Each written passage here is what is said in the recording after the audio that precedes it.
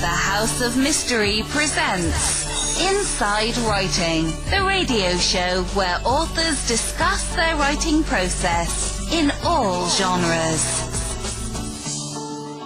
Welcome back into the House of Mystery. I'm Al Warren, Mr. John Copenhaver. How you doing, John? I'm doing very well, Al. How are you? I'm okay. Allergies now, I think. Cold, allergies. There's always something going on around. I don't know what's going on this year. It's May, and I've been sick, it seems like, most of the year. Well, maybe you're making progress to the summer where you'll be, allergy and sickness-free. I guess so. I'm not really out doing anything either, so that's crazy. It's not like I'm out socializing and partying and doing all this stuff. Just working. And so hopefully it all gets cleared up. Not like you. You're out socializing, going to all these book shows. You get to do all this stuff and nothing. You're just all... I have been lucky, but maybe I've built up immunity. Maybe you need to get out. Maybe that's the problem. Well, that's probably it. Being closed in and now getting out and kind of just the stores and stuff, it's enough to drive me, anyway. So speaking of that, I know you'll be at the VoucherCon, and that'll be exciting. And we've got another exciting guest who will be the international guest of honor at VoucherCon, and great writer, and so we're going to learn how to be successful in writing today. So we've got Anne Cleeves. Thank you for being here. It's lovely to be here, and I'm not sure that I can help anybody be successful. It took me 20 years of being published before I had any commercial success at all, so I don't think I'm the right person to ask you. Well, I got my pen and paper out here, and I kind of got the idea. Okay, great. Now I can take some notes and find out how I'm going to become a successful writer. And I think be lucky is the thing you can take away from my story. Do you really believe that? It's just being lucky and in the right place at the right time, doing the right thing sort of thing, or is there something more? I think so. I mean, I think you have to write a good book to start with, but it's so random, commercial success. As I say, I was 20 years of writing, and then I wrote the first book set in Shetland, and it was just at the right time because Scandi Noir was big and people were watching The Killing and The Bridge on television in Europe, and it was the background, the setting of Shetland, I think, that really caught reviewers' and readers' imagination. And suddenly I won a prize, and I'd never won a prize before, and suddenly I was being bought by overseas publishers, and that had never happened before. That was luck, I think, timing and luck.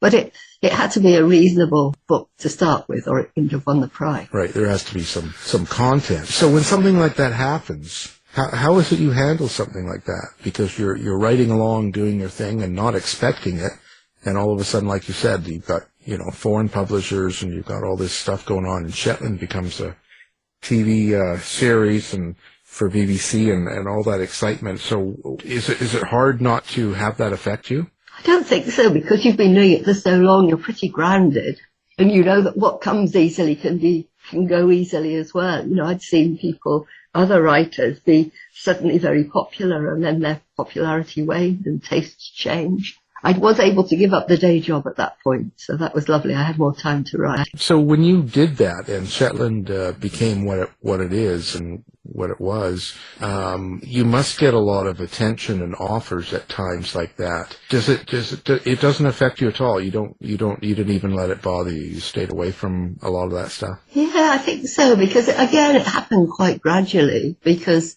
Vera hit the TV screens before Shetland did. And that, again, was just a piece of luck that the first of the Vera books didn't sell very well, and there were lots of paperbacks knocking around in thrift shops and charity shops. And one was in an Oxfam shop in North London, and somebody came to buy it to take on holiday. And nothing at all unusual in that. And sometimes we get a bit annoyed when people buy books from charity shops. Don't get any royalties for that. But she was books executive for ITV Studios, and they were looking for a popular TV drama for Sunday night with a strong female lead. And that's how Vera came to be on the television. Just luck. If she hadn't gone into that bookshop, Vera might never have made it to the show. There's so many stories like in the writing world, about the luck aspect. But of course, I mean, you're also incredibly persistent. That seems to be an important part of, if you could say increasing your luck. I think that that is part of the real the power of a writer is to be persistent to find some success. Do you think so? Is that part? I think so, but I think also there are some people who just love writing and some people who really want to be a writer.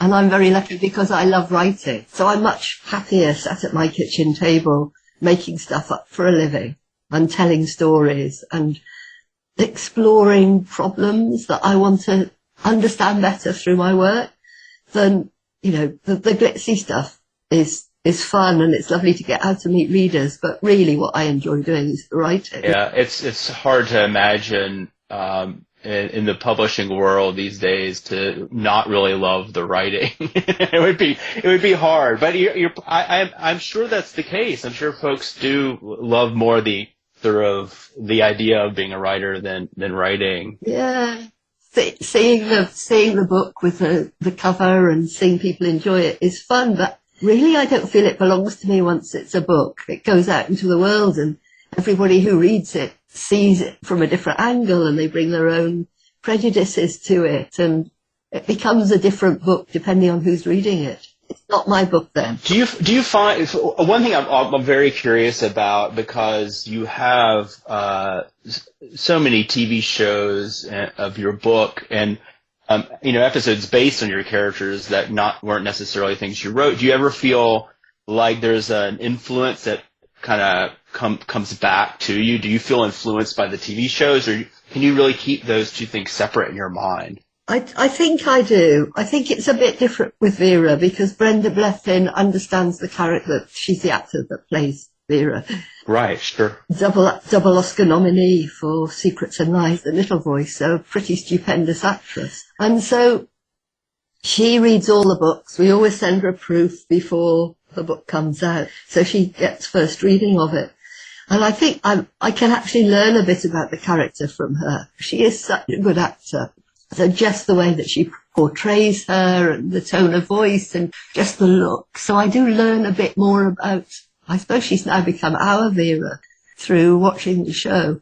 But I determined that I wasn't going to meddle right from the start because I have a very clear vision of what I'm doing when I'm writing. I see it absolutely what I'm going to do, and I love that. I love that creativity. And I think that the director, the scriptwriter, the actor also have a very clear vision of what they want to do. And me said, I'm not sure my Vera would do that, or Jimmy Perez wouldn't do that. It just muddies the water and you end up with a much less good piece of work. You say you like writing the best part, of it, and kind of sitting there and focusing on problems or things you want to talk about. Is there some sort of a meaning that you want people to get out of a book every time they read one of your books? I want them, I think I've been thinking about it quite a lot, and what is at the heart of all my series is a kind of kindness. The idea that kindness is quite important, and I suppose if there's anything that links them, it's that. They're three very different characters, but I'm a great believer that we should be kinder to each other. Yeah, especially of recent days, that's for sure. It seems to be a lot of, people are much freer to be rude to each other, it seems like, as of late. But, don't understand it. But so what comes first for you when you sit down? Is it like the plot, the story, or is it the character, or is it even the setting? It's the place. I always know where it's going to be set before I know anything about it, because character grows out of the place, I think. We are a product of where we grew up, the schools we went to, the kids we played with in the street, the view from our windows, all that influences who we are. So do you always use a setting that you are close to yourself? Yes, I have written 3 series, one set in Shetland, one set in Northumberland in northeast England, and one set in North Devon, which is where I grew up. So right across the country, North Devon, down in the southwest, tourist place, close to Cornwall, where people go for their holidays, and Northumberland, where I live now, which is where Vera is filmed, and which is a magnificent county to set a series, because it's got such variety within it. It's got beautiful uplands and almost feudal country houses and country estates, but then it has quite an interesting post-industrial landscape because we used to have pits, coal mines, and we don't anymore. And we used to build amazing ships, and we don't do that anymore. So looking at communities that used to have a very important role, especially for the men, and I think it's the men that missed out really. So they're not going in and digging coal, and they're not going and building ships. So your characters, where do they come from for you? How do you develop a character? Is it, in your mind out of a dream, or is it from people you've run across? It might be people that I've come across, but mostly they're completely created, and it might be triggered by an overheard bit of conversation in a train. I can't imagine being a writer if you don't use public transport. I get so many bits of inspiration just listening to people talking. I'm a terrible eavesdropper. I love the time of year when people have switched on their lights but forgotten to draw their curtains, so you can go past and you get these glimpses of domestic life. All that, I think, feed into the story. How do you hear your dialogue with your characters? Is it something you hear in your mind, or do you hear the voices from your characters? Absolutely, yes, I hear them speak in my head. I think there has to be something real to start off with, and if you don't, then it's just kind of abstract and it's just words running on a page. And it's quite interesting. I was writing a new scene and I wanted to change the point of view of one of the characters, so I lost one of the characters and somebody else came in their place. And I had to change absolutely every bit of dialogue because it was just so different. Even though it might have been there to move the plot on and tell a bit more about the story, each character has their own way of speaking. And you need to know that and understand that. One thing that I teach in an MFA program in the U.S., and one thing that it sort of is an ongoing conversation is, what it means to write across difference, what it means to write characters that are different from you with different backgrounds, points of view, identities, etc. And you do that really well. Your most recent character, of course, is a gay man. And I'm just curious about what led you there and the thought process and why. Matthew didn't start off as gay. I started that series just after my husband died. And I wanted to run away from here, from where I live. And not because of the memories were horrible or anything, but because I was getting so much sympathy. He had so many friends and I just wanted to run away from the pity, really. And I ran down to North Devon, which is where an old school friend of mine lives. And she was talking about her background, which was in a very enclosed evangelical community.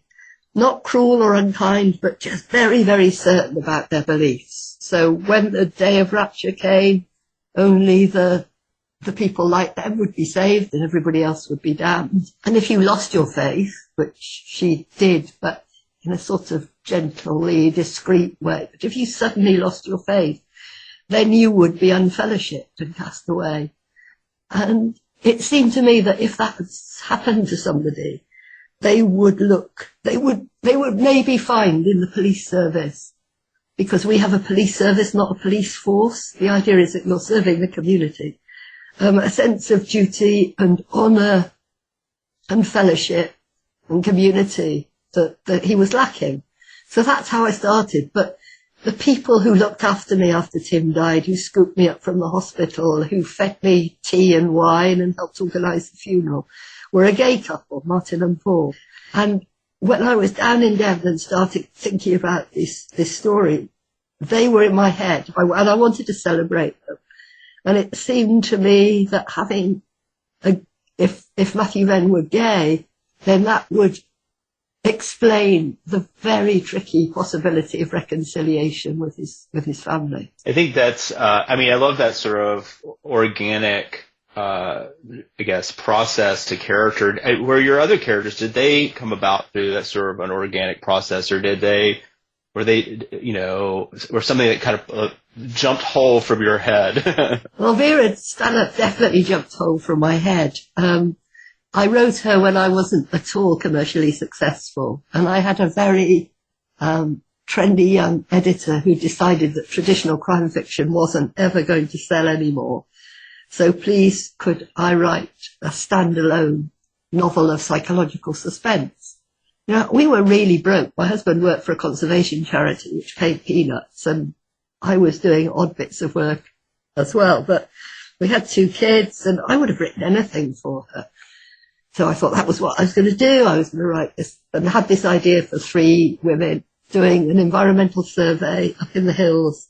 One of them would die. I hadn't drifted from the genre that far.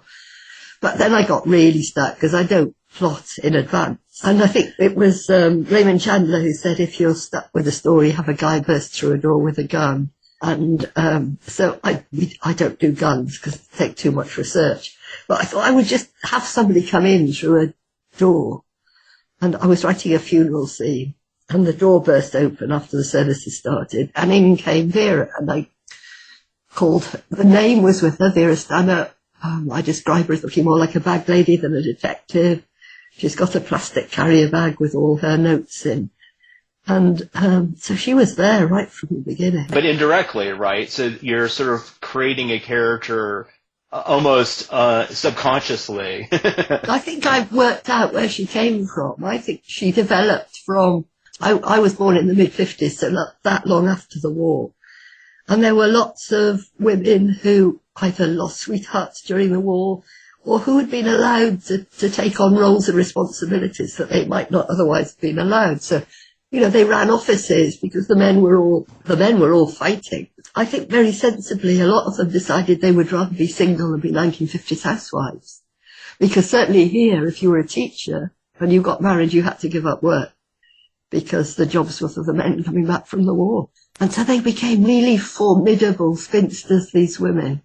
They were primary school teachers and hospital matrons, and they worked in libraries. And I think Vera grew out of those women. Yeah, I think that I have 2 great aunts who were code breakers in the Second World War and very much sort of fit the description of what you're saying. Yeah, really formidable women in DC, this was. Yeah, I think so. And Jimmy Perez was a bit different, the Shetland character, because really he was there to fit with the theme that I'd already developed. So I thought that Raven Black was about what it is to be an outsider and how long do we have to have lived somewhere before we feel that we belong.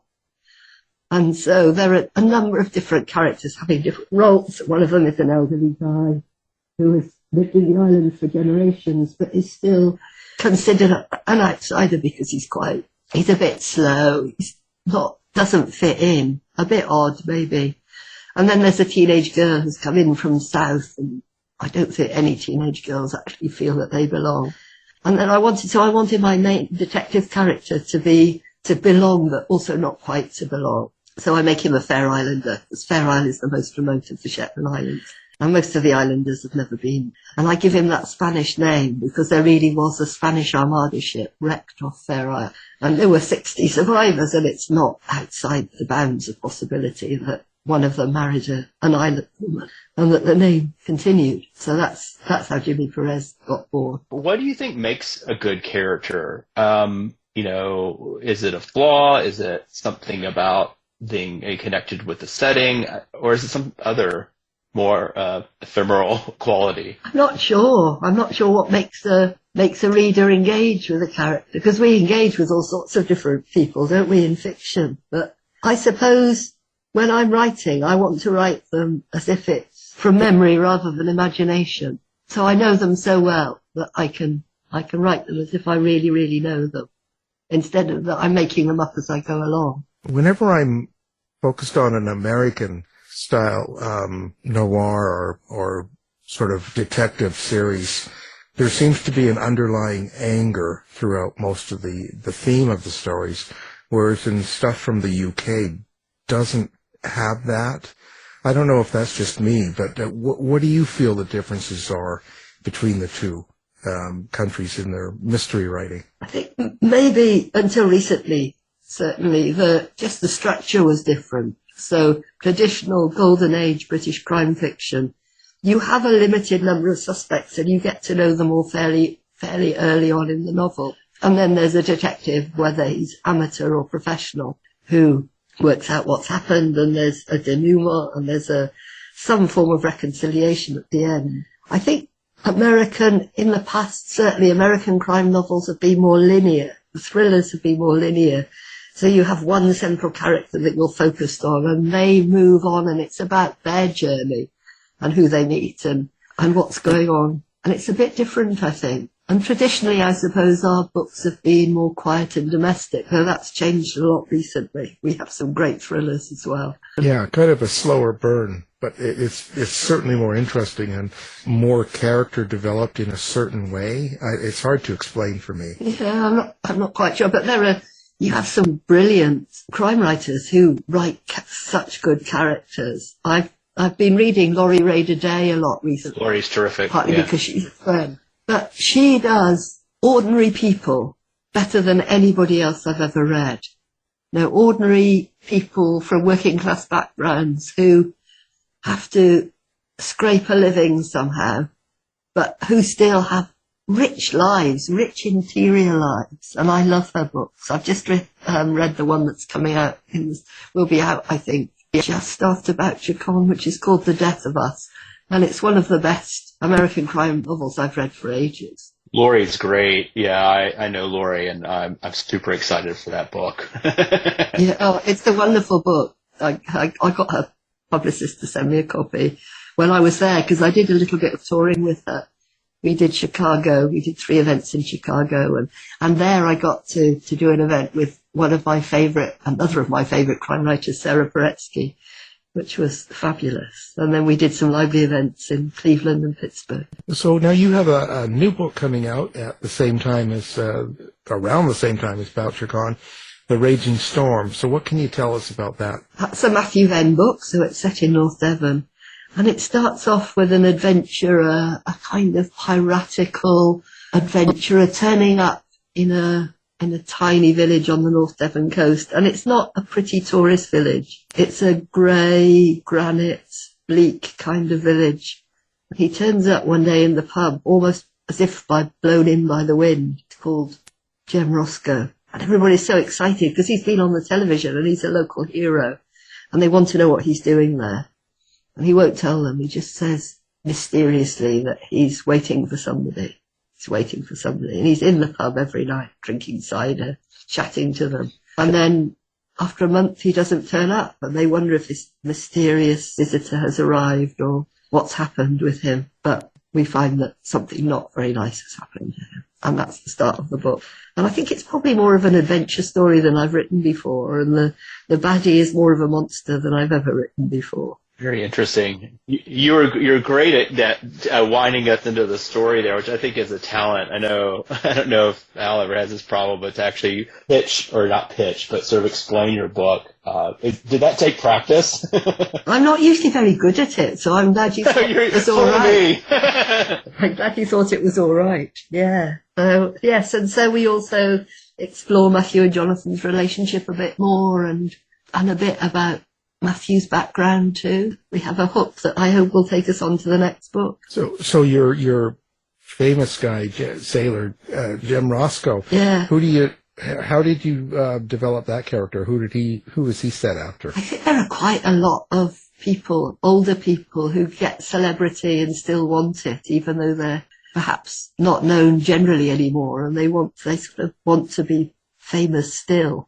And there is certainly the round-the-world yachtsmen and the people who trek to the North Pole and the people who are on our televisions doing wonderful, exciting things. I think he was just an amalgam of all those, but I can see him really clearly. Really, really short white hair and stocky and fit and a sailor. After you complete one of these books, each time you finish a project, how do you think it changes you? Oh gosh, that's a good question. I'm generally very, very tired. I'm quite glad to get it done. I don't know really. I think I write because I just want to know a bit more about the characters that I've created. And by the end of the book, I hope I am more aware of them and I know as much about them as I can possibly know. And that the reader will understand who these people are and want to spend a bit of time with them. And I think does that transcend to people just open and being understanding to other people they don't know, maybe? Yeah, Yeah, I think so. And I think I've got this project here in North East England, which is one of the most deprived bits of it, some of the most deprived areas of the UK because of what I've just explained. I guess a bit like your Rust Belt, that we used to have heavy industry and we just don't anymore. And there are lots of quite disadvantaged communities because nothing's come in to replace that industry. And I've got what we call a Reading for Wellbeing project. And I was asked to give a talk at a health inequalities conference, just really to talk about what made me feel well. And what makes me feel well is reading. Because if you're going through a tough time, there is nothing like fiction as an escape, somewhere to run away. And so I just threw this out at the end of this lecture and then said that I would sponsor 2 project workers to see if it would work for other people. And we would work with doctors and Public Health England and with social prescribers to refer lonely people and people with mental health problems and people with chronic pain to become part of our project, to work either with individuals or join a reading group, which help with loneliness as well. And really that's taken off. I was at a meeting this morning about it, and we started off just very small scale. But now we're in 12 local authorities in the north of England, so the whole of North East England is now covered. And we've got these amazing project workers who are working with parents who had kids during lockdown. Imagine having a baby during lockdown and having no grandparent support and no health visitors and no baby and toddler groups. So she's working with them and bringing mostly young women together into a reading group. And in other places we're working with older people and we're working with mental health groups. And it's really just, I'm so delighted that it's taken off so well. Yeah, that's great. Did you in that, speaking of the lockdown and all that, did the way a lot of people behaved during that time surprise you, and did that kind of change maybe how you do characters? I don't think we had the polarization here that you had in the US. So we didn't have a huge anti-vax group. And most people actually obeyed the rules. We're Brits, we queue up. We're quite good at doing what we're told. So certainly in the street where I live, and I haven't moved since I got any money, so I'm still in the little street where I lived with Tim. It was miraculous because we had a WhatsApp group and we had people would text and say, "There's bread flour at the supermarket. Do you want me to get you any?" And we had one woman who worked in a post office, so she was still at work and she would take everybody's mail out to mail. We had somebody else who did accounts in a brewery and she was our beer fairy and she would bring beer for us. No. It was very nice. And then as things opened up a bit, we still got that WhatsApp group, and now nothing gets thrown away. So if a kid has grown out of a toy or somebody's looking for, I don't know, some tool or other, nothing gets wasted. It's just passed through the street. And so there was great generosity, I think, here. But maybe it was easier for us because we're not so big and we're not so...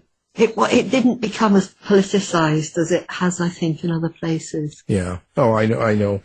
Are you sometimes surprised at what readers pick out or see or think your book is about when you didn't intend it that way? So like when you're writing a story or writing a character, sometimes they respond to them differently than you'd expect. Yeah, and that's good, isn't it? Because as I said, everybody brings their own ideas and their own imagination to a book. I think reading is a very creative process. It's not passive. It's very active. And I think it's grand. And if people email me and say that they've got something out of the book that I never intended at all, that's quite wonderful. And sometimes absolutely delightful things happen. For instance, when the first Matthew Venn came out and The Long Haul was on the television, I would quite often get older gay men when I was doing a signing coming in almost in tears to say they never thought that in their lifetime they would see a happily married gay character on mainstream television. And that makes me feel very honoured and very pleased. Yeah, it's true. It's still kind of rare and amazing that, that sort of thing can actually happen. Very, very true. I'm kind of curious about, and this is maybe me sort of working through my own feelings about small, close-knit communities, which you write very well about. I come from one in Virginia. I no longer live in that community. And it feels so formative, yet also a place that I absolutely had to escape. So I'm curious why you write about those communities. And I know you live, there, and also, like, why are they like a source of good stories? What was it about a close-knit community? I think it's also about our tradition because, the Golden Age writers, that's what they wrote about. And certainly I write about places that are unfashionable. So I would find it very difficult to write a traditional murder mystery set in a fancy village in the south of England because most people there have lots of money, they have security gates, they commute to London or they stay at home and do their home working now. But they're not interested in other people. Up here in the northeast, people are very interested in your business, and certainly in Shetland and in some of the communities in North Devon as well.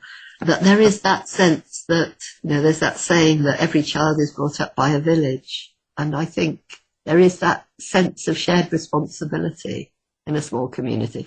And also, if you're very close to everybody who lives around you and you know them, there's that idea of secrets that everybody knows but can't tell. And I find those very interesting. But also, if somebody is going through a bad time, you actually feel it personally in a way you don't if you don't know your neighbours. That is certainly true. I think that connection, for good and bad, that close connection is very powerful. And when for many years lived in DC, and I no longer, but you don't have that feeling anymore. It does go away. Yeah. And you miss it some. This is why, sometimes you don't miss it, but sometimes you do. No, and some people love the anonymity of being in a big city and that nobody is watching and judging them. There's a lot of judging goes on in small communities.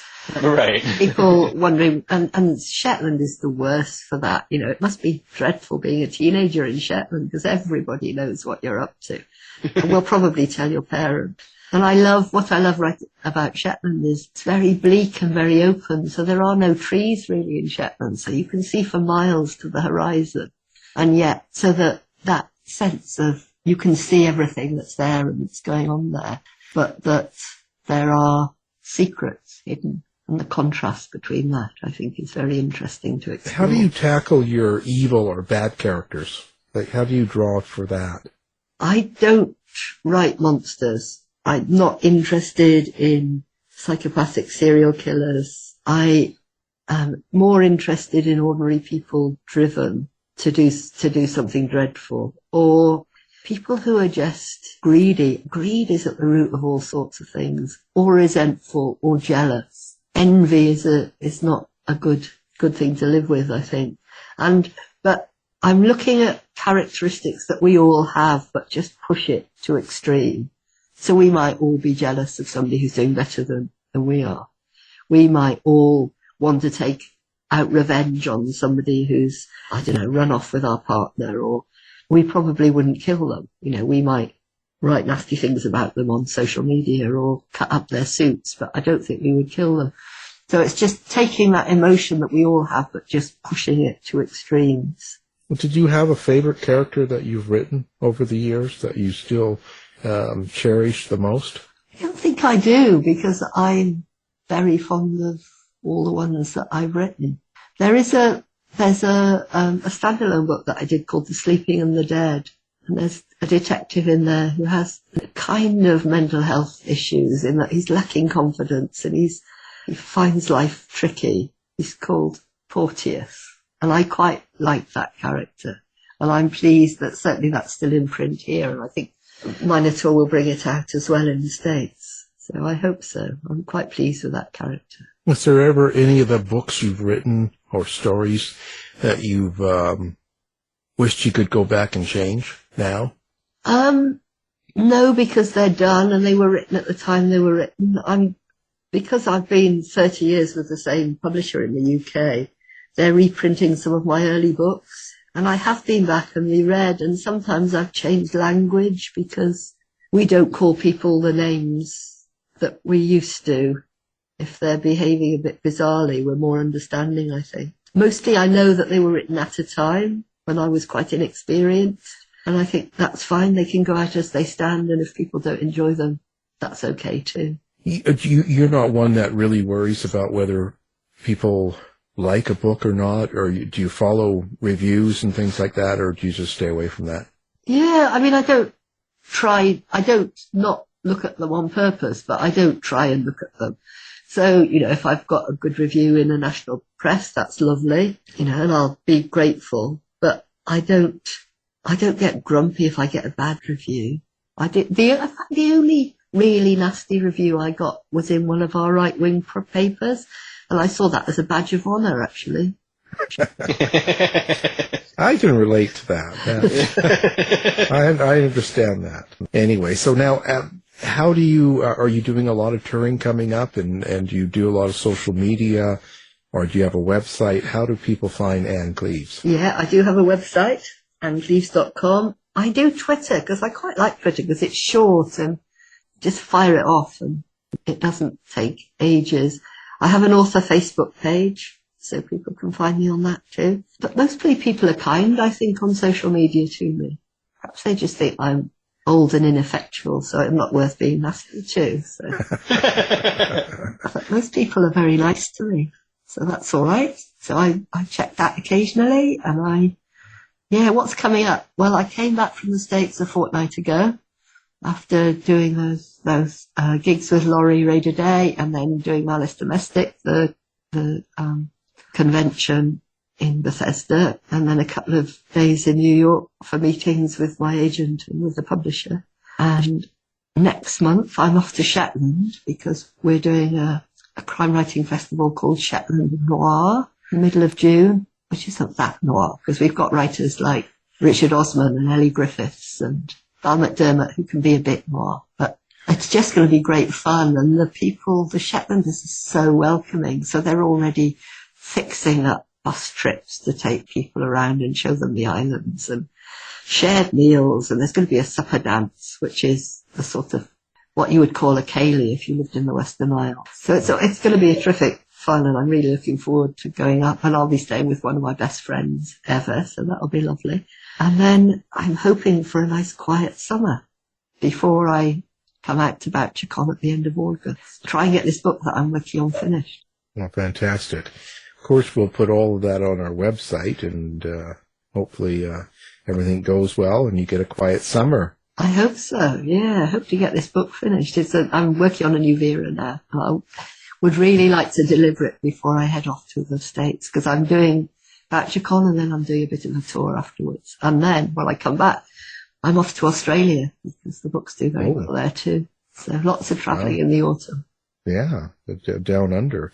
So what is one thing you would tell an aspiring writer for advice? Two things, really. Read a lot, because as the wonderful Val McDermott once said when she was getting quite annoyed with somebody in a creative writing group, deciding that you want to be a writer and you don't read is like deciding you want to be a furniture maker and you've never seen a table. So, yeah. You do need to read, I think. And also get to the end, because there is a tendency with new writers to polish the first couple of chapters and tweak them and edit them and think that they're all lovely and sparkly. But really, you just want to get to the end, finish the story, finish the book. And then you can go back and do the fun bits, the editing, and making the words sing. The scary bit is getting the story down. Yeah. Well, do you like the new publishing world, the way a lot of people self-publish and the ease of it compared to the standard publishing method, or? Yeah, I think it's great because it's much more democratic and there are people who love doing it. I am completely technically inadequate. So the thought of doing all that formatting and then there's the lack of editing as well. I think you would still need an editor because you're so close to a book when you finish it. You see things and you've forgotten to tell the reader. You know, it's so clear in your head, but you might not actually put it on the page. So you need someone to tell you that. And because you live with this book with me, it's usually 9 months it takes me to write a book. I've got all the characters separate and delineated, and I know exactly who they are.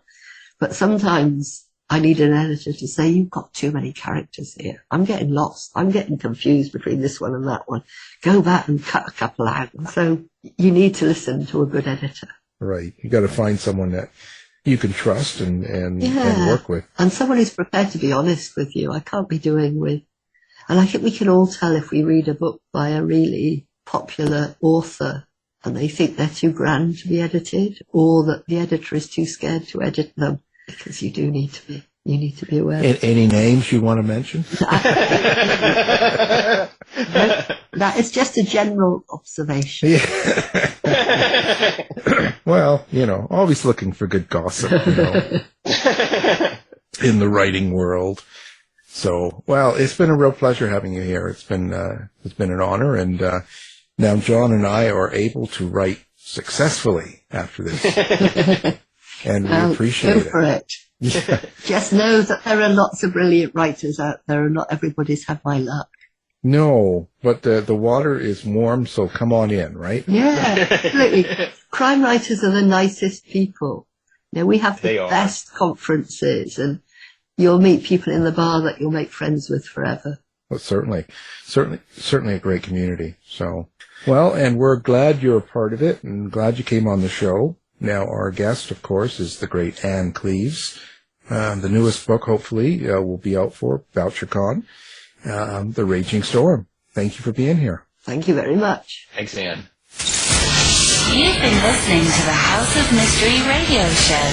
To find out more about our guests, hosts, or show, go to www.houseofmystery.com.